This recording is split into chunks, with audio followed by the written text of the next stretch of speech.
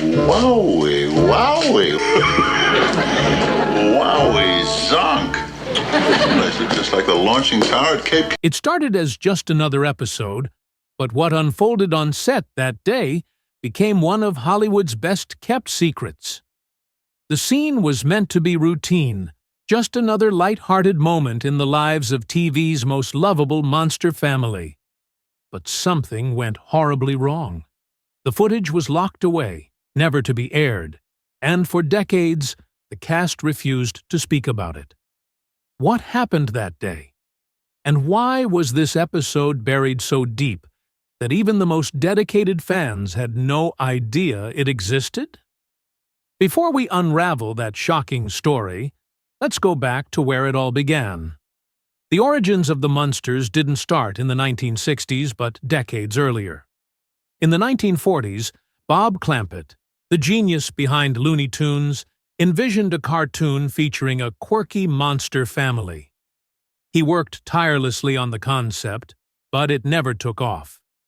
The idea remained in limbo until the early 1960s, when comedy writers Alan Burns and Chris Hayward, known for their work on Rocky and Bullwinkle, reignited the vision. Inspired by Charles Addams' New Yorker cartoons, which depicted an eccentric but endearing family, they saw an opportunity. But instead of creating something completely original, they turned to Universal Studios, home of the classic movie Munsters. That decision changed everything. Universal, holding the rights to legendary creatures like Frankenstein and Dracula, saw potential in bringing these icons to television in an entirely new way. Enter Herman Munster, the bumbling yet lovable Frankenstein's monster with bolts in his neck, and Grandpa, a hilarious take on Count Dracula. The Munster family was born, a group that saw themselves as perfectly normal, but was terrifying to everyone else. The show wasn't just about monsters, it was a satire on suburban life, poking fun at traditional family sitcoms by flipping expectations on their heads. The timing was perfect. By the early 1960s, classic horror films were experiencing a resurgence. Universal had started re-releasing its old monster movies, and audiences couldn't get enough. Combining that nostalgic love for horror with sitcom humor was a stroke of genius. But beyond the clever writing, it was the casting that truly brought the show to life. Fred Gwynne and Al Lewis, who played Herman and Grandpa Munster, weren't just actors, they were the heart and soul of the show. Their chemistry wasn't manufactured. It had been forged years earlier on the sitcom Car 54, Where Are You?, where they played mismatched New York cops. Their real-life friendship made their on-screen dynamic feel authentic, turning the Munster family into something audiences could truly connect with. But bringing these characters to life wasn't easy. Gwynne's transformation into Herman Munster was grueling. He wore heavy boots that added 4 inches to his height, layers of padding, and prosthetics that weighed him down by nearly 50 pounds. Under the blistering studio lights, the experience became physically exhausting, so much so that he once lost 10 pounds in a single day of filming. Yet, despite the discomfort, he embraced the role, perfecting Herman's deep, goofy laugh and childlike innocence. That commitment made him unforgettable. Not every casting decision was as seamless. Originally, the matriarch of the family was named Phoebe, played by Joan Marshall. But executives panicked. She looked too much like Morticia Addams from The Addams Family, a competing show set to air at the same time. The last thing they wanted was audiences confusing the two series. The decision was made to scrap the character entirely and replace her with Lily Munster. But who could take on the role?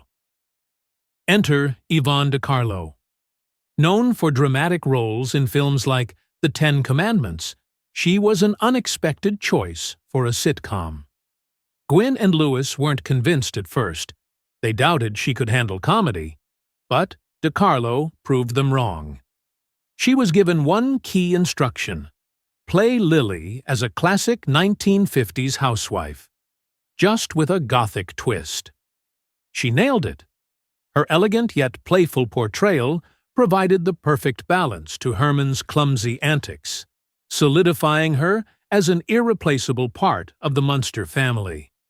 Then there was Eddie Munster, played by Butch Patrick. But what most fans don't know is that he wasn't the original choice. In the unaired pilot, Eddie was portrayed by Happy Durman, but his bratty and mischievous take on the character didn't fit the show's light-hearted tone. The decision was made to recast, and Patrick stepped in, bringing a charm and innocence that resonated with young viewers. The switch was crucial. It made Eddie not just a troublemaker, but a kid audiences could root for. For Patrick, working on the Munsters wasn't just a job, it was his childhood. Growing up on set alongside Gwyn and Lewis shaped him in ways he never expected. Even decades later, he fondly recalls the lessons he learned and the unforgettable moments shared with his co-stars. Marilyn Munster's character wasn't just another pretty face on the show. She was the bridge between the eerie and the everyday, the one who saw her monstrous family as completely normal. Originally portrayed by Beverly Owen, Marilyn's role took a dramatic turn when Owen left after only 13 episodes. Her departure wasn't just a career decision. She had been manipulated into signing her contract and was miserable on set. It was a painful experience, often leaving her in tears. When she finally found a way to break free, the showrunners had no choice but to recast. That's when Pat Priest entered the picture. She fit seamlessly into the family, embodying Marilyn's character with warmth and charm. Her presence balanced the show, giving audiences someone to identify with amidst the monstrous chaos. Over time, Priest formed close bonds with her co-stars, solidifying her place in television history. The Munster home at 1313 Mockingbird Lane wasn't just a backdrop. It was a character in its own right. With its haunting exterior and spooky charm, it looked straight out of a Gothic horror film. Yet inside, it had the warmth of a real family home. The eerie Victorian mansion took inspiration from classic haunted houses, especially those found in San Francisco, but it was transformed into something uniquely Munster. Universal Studios, ever resourceful, used a pre-existing backlot house, modifying it into the unforgettable Munster residence. The exterior set the tone, while the interiors, constructed on a Hollywood soundstage, were carefully crafted down to the last cobweb. The massive staircase, dusty chandeliers, and Grandpa's mysterious basement laboratory were not just set pieces, but essential elements of the show's humor and horror. The house held secrets, hidden passages, and quirky details that often played a central role in the episodes. Herman might crash through a wall, or one of Grandpa's bizarre experiments might go disastrously wrong. It all added to the show's distinct, offbeat charm. The deep connection to Universal's classic horror films was evident everywhere. Many of the home's eerie details were inspired by famous monster movies like Frankenstein and Dracula. This influence gave the house and the show a timeless quality, one that blended the spooky with the comedic. Even with its eerie atmosphere, the Munster home never felt truly scary. It was a playground for comedy, perfectly balancing nostalgia and humor. But behind the scenes, the magic came at a price. The cast endured grueling makeup sessions, heavy costumes, and sweltering studio lights. Fred Gwynne suffered the most. His Herman Munster outfit, complete with massive boots and thick padding, turned every filming day into a physical challenge. The sheer weight of his costume made even basic movements exhausting, and the intense heat under the lights only made things worse. Yvonne De Carlo, though graceful on screen, struggled with the restrictive nature of her elaborate Gothic dresses. Performing under these conditions required dedication, but the cast gave it their all, ensuring that every scene came to life with humor and heart. One of the most unforgettable pieces of Munster lore is the creation of the Dragula, a vehicle so bizarre it seemed conjured straight from a fever dream. Built from an actual fiberglass coffin, Dragula was the brainchild of George Barris, the legendary car designer who also crafted the Batmobile. The car's origin story was just as strange as its appearance. When the 1965 episode Hot Rod Herman called for a wild new vehicle, the production team needed a real coffin to use as the base. But there was one problem. California law forbade the sale of coffins without a death certificate. Richard "Corky" Corquez, working alongside Barris, found a way around this. He made a quiet deal with a local funeral home, arranging for the coffin to be left outside its back door under the cover of night. No questions asked. Once secured, the transformation began. The Dragula was fitted with a roaring 289 cubic inch Ford V8 engine, generating 350 horsepower. Its exhaust pipes resembled a church organ, while the rear tires were massive Firestone racing slicks. The finishing touch? Hubcaps adorned with silver spiders, adding an extra layer of eerie charm. The car became an icon, later appearing in the 1966 film Munster, Go Home, and spawning multiple replicas that ended up in museums and private collections. If Dragula was built for speed, the Munster coach was built for sheer presence. Designed by the same genius, George Barris, the Munster coach combined three 1926 Ford Model T bodies, stretched and customized to create one of the most unique TV cars ever built. With its long, Gothic frame and ornate details, the Munster coach became just as legendary as the show itself. It was more than a prop.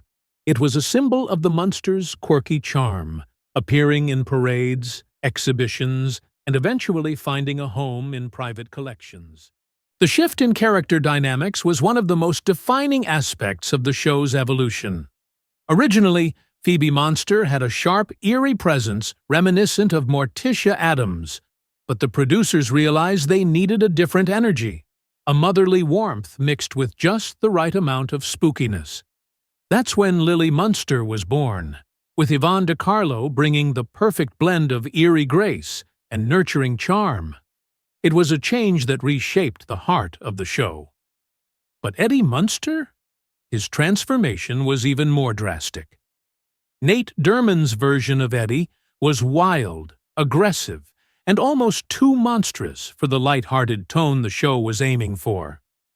He snarled, growled, and had a mean streak that made him more of a creature than a sitcom kid. The producers knew they had to rethink the character, and in came Butch Patrick, whose playful and mischievous approach turned Eddie into a character audiences could actually relate to. He was still a werewolf boy, but now he had heart, making him a perfect fit for the family dynamic. Herman and Grandpa, however, remained untouched. Fred Gwynne and Al Lewis were already cast in the pilot, and their chemistry was undeniable. Still, there was a subtle but crucial adjustment to Herman's character. In the pilot, he was more serious, his deep voice and stiff demeanor making him feel closer to the classic Frankenstein monster.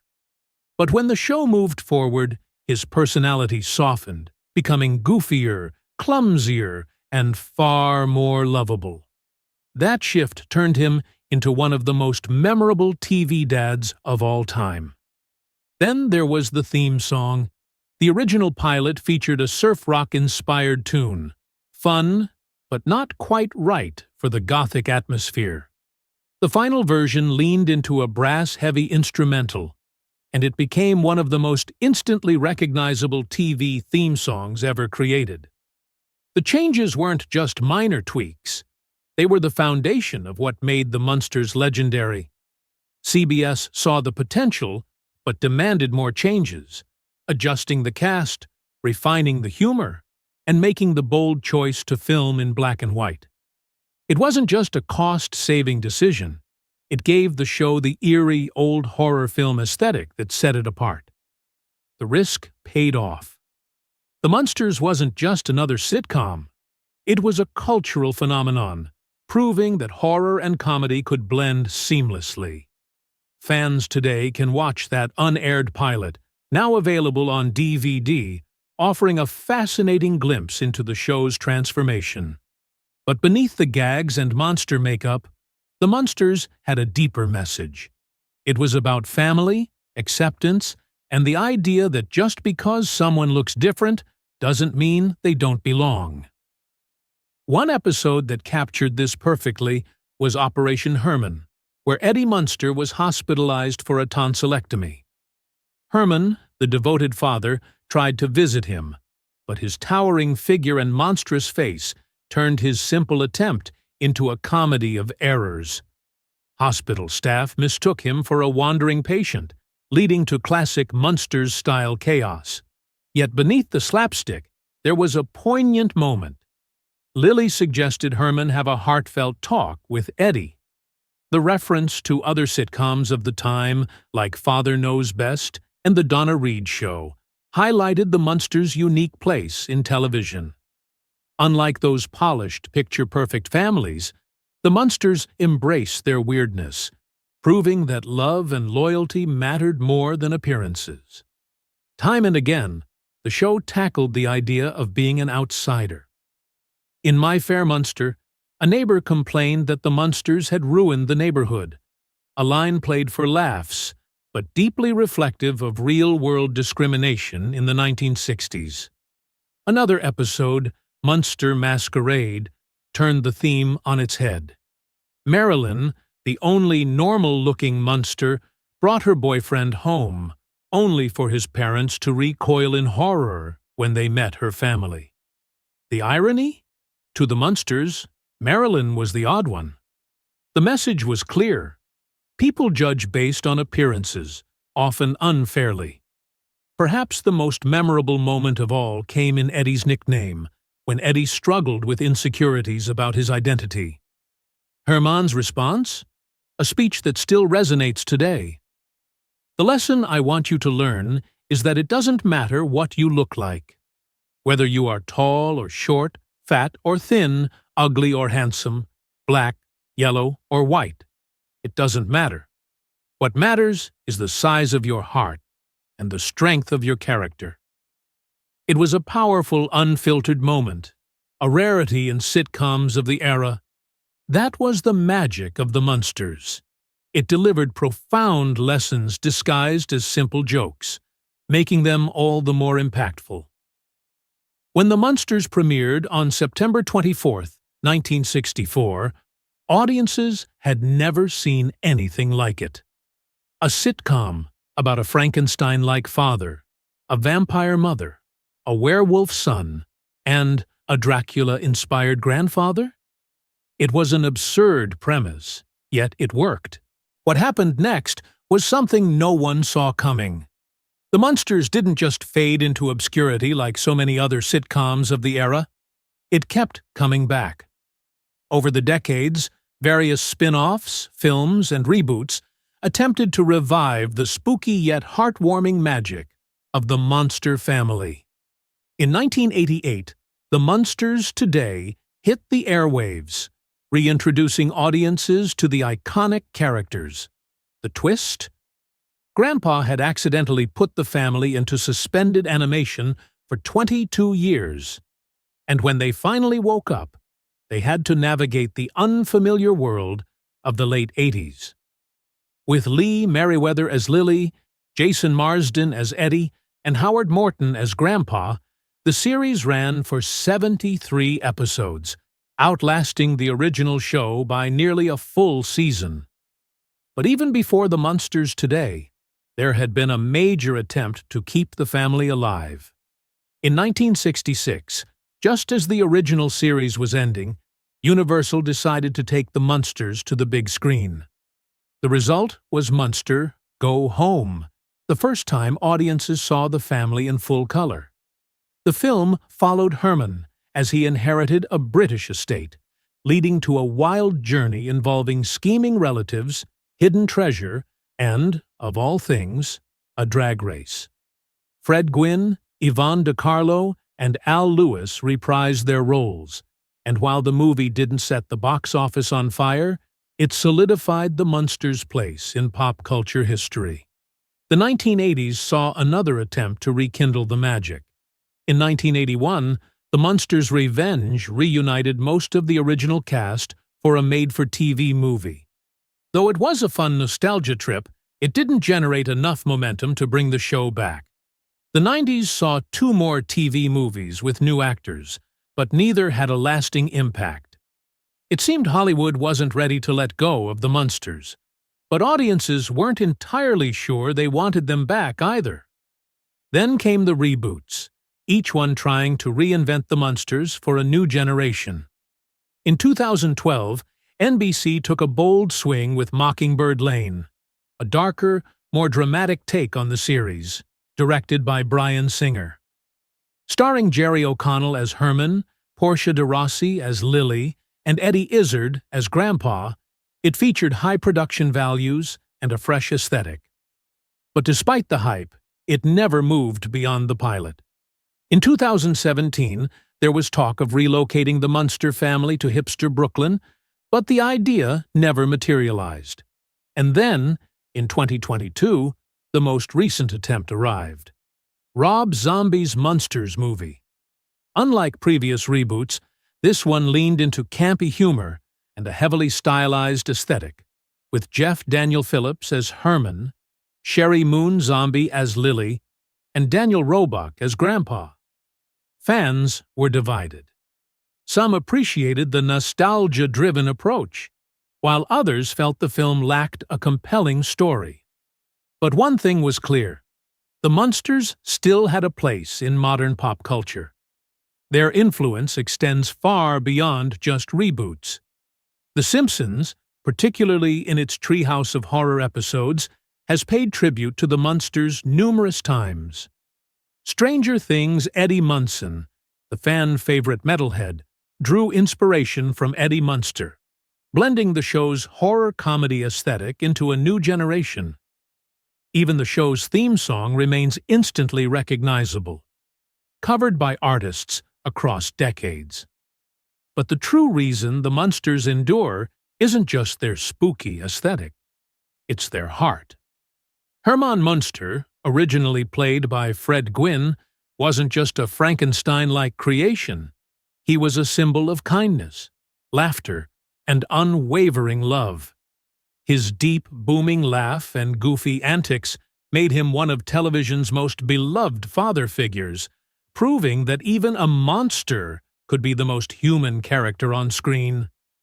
Grandpa Munster, played by Al Lewis, brought a different kind of energy. A mad scientist with a vampire's charm, always cooking up some kind of mischief in his basement lab. His influence paved the way for countless comedic takes on vampires over the years. What made the Munsters stand out wasn't just the monster gimmick. It was how it flipped traditional sitcom formulas on their heads. Unlike the Addams Family, which leaned into dark, macabre humor, the Munsters was about a wholesome, loving family that just happened to look like creatures from a horror film. Their struggle to fit in was often a mirror for real-world issues, acceptance, prejudice, and the idea that appearances don't define character. One of the most unforgettable moments came in an episode where Eddie Munster felt insecure about his looks. In a rare heartfelt scene, Herman sat him down and delivered a powerful speech. It doesn't matter what you look like. Whether you are tall or short, fat or thin, ugly or handsome, black, yellow or white. What matters is the size of your heart and the strength of your character. It was a bold, direct message that resonated deeply with audiences, proving that The Munsters wasn't just a comedy. It had something meaningful to say.